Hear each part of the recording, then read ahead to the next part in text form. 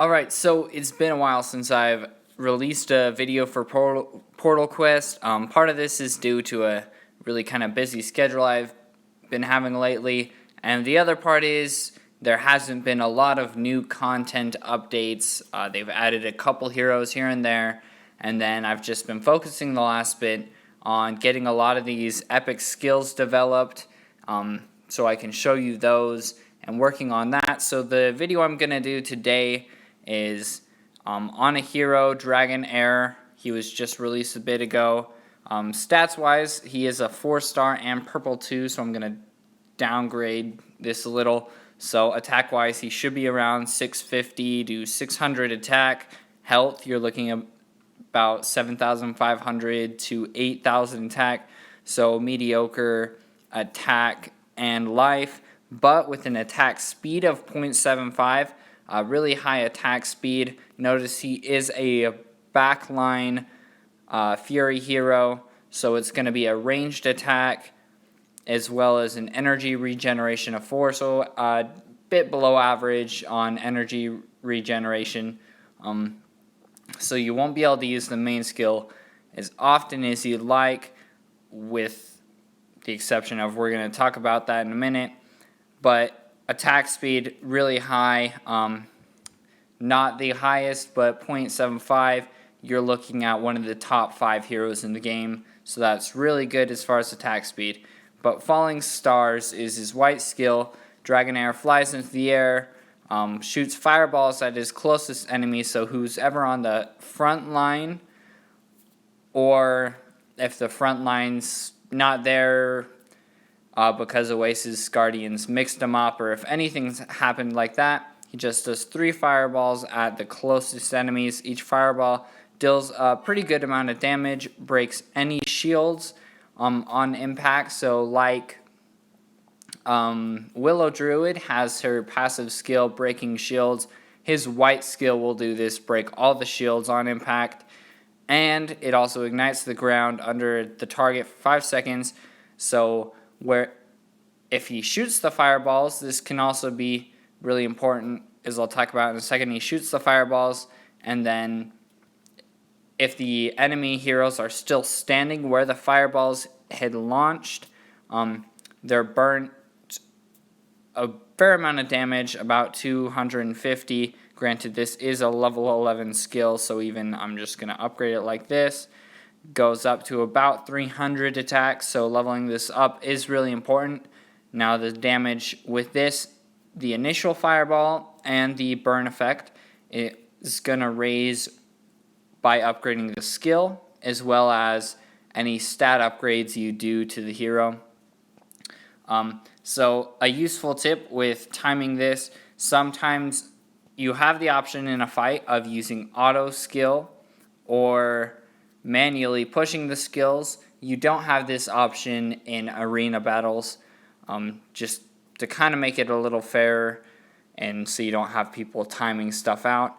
But so when you have this option of manual or automatic using the skills, you don't have to do this, but a tip to getting a little more damage out of this is setting your skills on manual, so you're manually using them all, and then trying to use this skill at a time when the closest enemies are going to stay there. So if you have a frontline hero that's about to die, don't use the Falling Stars, or if 2 front heroes about to die, because you're going to want to finish the heroes off. But if they're about to die, or they're not going to be there for very long, say you have a Oasis Guardian that's about to throw them all in a circle, or you just used Oasis Guardian, make sure you're having the enemies stay there. So backline heroes, you shouldn't have a problem with them moving around unless they're knocked back, or you have Oasis Guardian and jumble them all up in a circle. But yeah, try and use this ability when the enemies are going to stay where they're at to get that extra burn damage. Now the second skill, Tenacious, this is Feral Brute has this, but it makes the hero resist stun, slowed, immobilized, and being put to sleep. This is a skill you have to have leveled up, as if you are fighting against enemies with a higher level in the skill, there's a chance it fails, so you're going to want to have the skill leveled up as high as you can. Then this third skill, Sworn Enemy. Enemies that enter Dragonair's side of the battlefield become a sworn enemy, so if they cross that front line area, he then moves with haste, so he moves really fast. His movement speeds increase by 50%, moves really fast, and then suddenly turns into a Malay hero while he's doing this Malay. So anytime there's an enemy on his side of the battlefield, he gains 50% attack speed and deals additional damage, where he already has 0.75 attack speed, and he gets 50% more.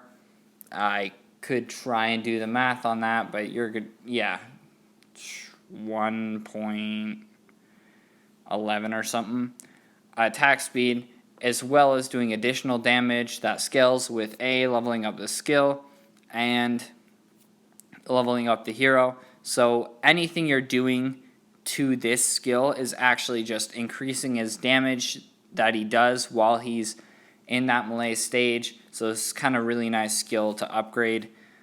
And then Finesse Friend, his purple skill, grants all Finesse allies 25% health and attack at the start of combat. So kind of a crazy hero as far as the unique, I guess, blend he has. Because a lot of these friend heroes usually tend to be like Gingerbeard's a tank, and then we're going to find, Forest Hermit, support, probably